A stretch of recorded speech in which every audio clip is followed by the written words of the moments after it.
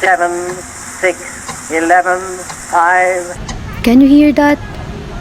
It's the sound of the climate clock, 9 and 20 miles today, 4, reminding us that we don't have much time left to act on climate change.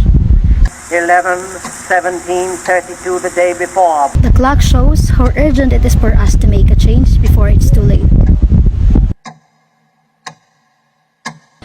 Maybe you are wondering how this tickling clock affects us in real life.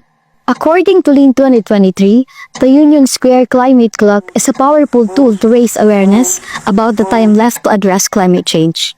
The clock counts down the days we have to reduce global greenhouse gas emissions. The clock's purpose is to remind everyone that we have limited time to act, and it emphasizes the need for governments, business, and communities to work together to reduce fossil fuel emissions. Let's look at one of the most affected areas, the agriculture. Moving up and Kami down na mong isaligan kay again. di may kaani wa marami na mong pangita dire. Men go mad with watching them. There's no discharge in the war. If your eyes drop, they will get the top of you. Tillman 2024 discusses how climate change make the environmental impacts of agriculture worse. Imagine, one area being affected by climate change is agriculture. Farmers are struggling because of extreme heat, drought, and changing weather. Crops are failing, which means less food for everyone. To fix this, we need sustainable farming practices. Kung uman wa tanan ni kay Moving up and down tubig. again. There's Panuwan no ba? discharge Jawa pud kaani tanaman kay na sunog ka no. in the war. Ang laos. Rolnick and his team 2024, how climate change worsens the environmental impacts of agriculture. Rolnick and his team suggest that these impacts could build on one another, worsening the environmental effects of farming.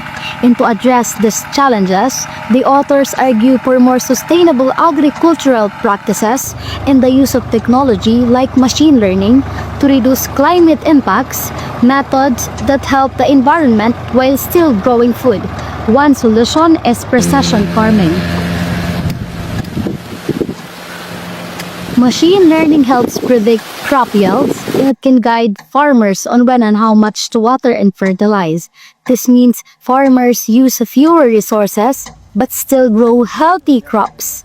Machine learning also helps by studying weather patterns and soil health. It gives farmers advice on when to plant the right crops, helping them avoid crop failure due to unpredictable weather.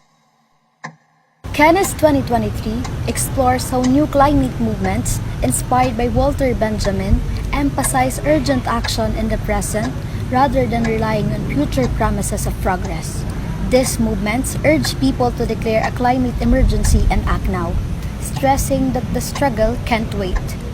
While they promote individual actions like saving energy, reducing plastic use, and cleaning up waste, their call to immediate action also depends on longer-term tools like IPCC scenarios and the symbolic climate clock. This creates a paradox. They push for urgency using time-based frameworks but still reference the future. It's not just up to governments or farmers to make a difference. We all have a part to play. Start by turning off lights when you are not using them. This saves energy and helps the planet. Next, use eco bags when you go shopping. This reduces plastic waste, which hurts the environment. And don't forget to clean up. Picking up trash and sorting your waste can make a big impact. The Ethics of Using Climate Clock for Climate Change, Social Marketing Wagner 2022 examines the ethical implications of using the climate clock for social marketing related to climate change. She highlights how the climate clock, despite its effectiveness in raising awareness, needs to be evaluated within the framework of the social marketing statement of ethics. Wagner considered the 6 K domains: sensitivity and respect, duty of care, avoiding conflicts of interest, openness and transparency, social justice and fairness, and serving the public interest while ensuring non-maleficence. This ethical assessment is crucial to ensure that interventions not only raise awareness but also avoid negative consequences. You can also share information online, especially through social media like Facebook. Sharing important facts can help more people learn and take action. One simple post can start a conversation and more people can get involved.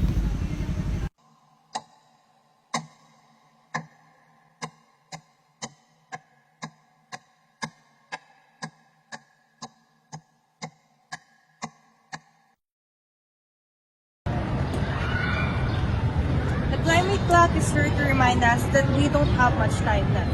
If we don't act now, the effect of climate change will only get worse. Businesses and governments need to work together, but we need to step up.